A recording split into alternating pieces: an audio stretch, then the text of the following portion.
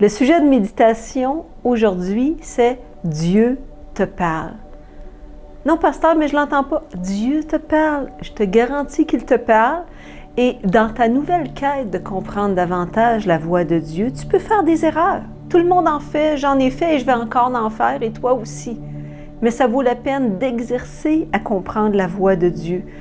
Parce qu'au début, au lieu d'être guidé par la voix de Dieu, on est guidé par nos émotions, nos sentiments, nos craintes. Les opportunités.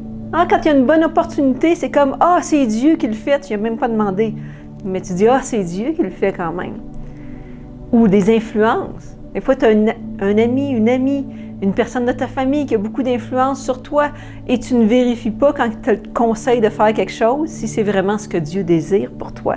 Et tout le monde a fait ces erreurs-là et ne te condamne pas. Ça veut dire que quand même, tu as un désir d'entendre la voix de Dieu.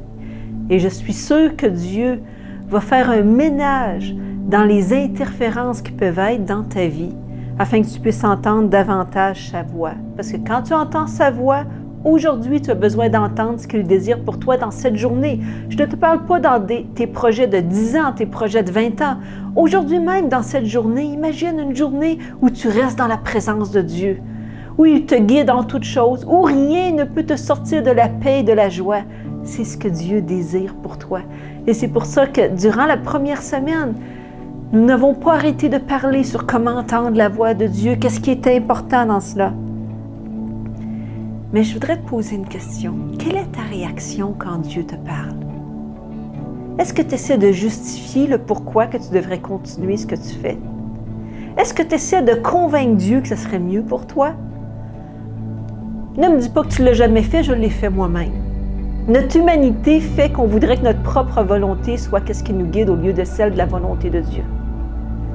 Alors c'est pour ça qu'on doit être sincère avec nous et durant ce temps de jeûne, dire « Seigneur, montre-moi les endroits où je veux continuer à garder le contrôle.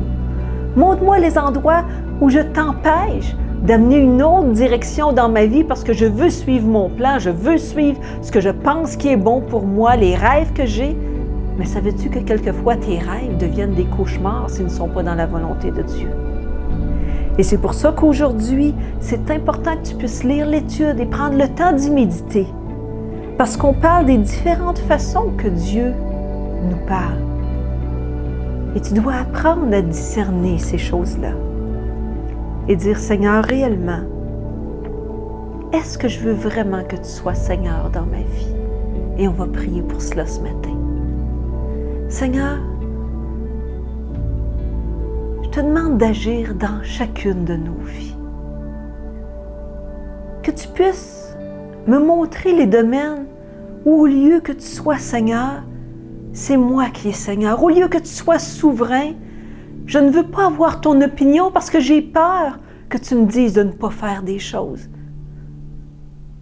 Mais aujourd'hui, je veux m'abandonner à toi, mettre mes rêves, mettre toutes choses à tes pieds. Parce que je sais que si tu dis non à quelque chose, c'est pour mon bien-être.